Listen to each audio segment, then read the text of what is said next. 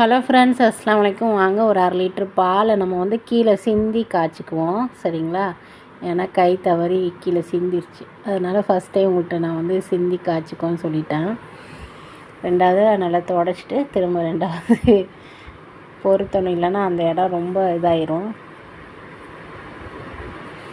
நல்ல பால் காய்ச்சினதுக்கப்புறம் பாலுக்கு தேவையான இனிப்பு போட்டுக்கலாம். நான் வந்து வெண்ணிலா எசன்ஸு ஃப்ளேவரில் உள்ள கஸ்டர்டு அந்த இதை சேர்த்துருக்கேன் தண்ணியில் மிக்ஸ் பண்ணி.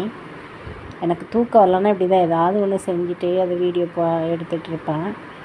இதை நேற்று எடுத்த வீடியோ. நல்லா காய்ச்சினதுக்கப்புறம் ஆற வச்சுருக்கேன்.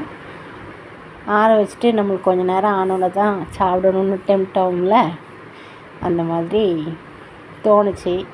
திரும்ப ரெண்டாவது வந்து ஒரு ஆப்பிளில் பாதி கூட இல்லை, கால்வாசி கொஞ்சம் கட் பண்ணிவிட்டு கொஞ்சோண்டு மாதுளம்பழம், அதையும் அதோட மலைச்சாரல் மாதிரி கொஞ்சம் தூவி நைட்டு உட்காந்து சாப்பிட்டுட்டு படுத்தேன்.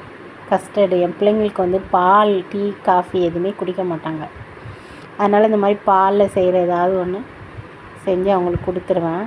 எப்போதும் ஆவின் பால், பசும்பால் அதுதான் வாங்குவேன். நேற்று என்னமோ தெரில 1/2 லிட்ரு ஆரோக்கிய பால் கொஞ்சம் கட்டியாக இருக்கும், கஸ்டர்டுக்கு நல்லா இருக்குங்கிறதுக்காக வாங்கி வச்சுருந்தேன்.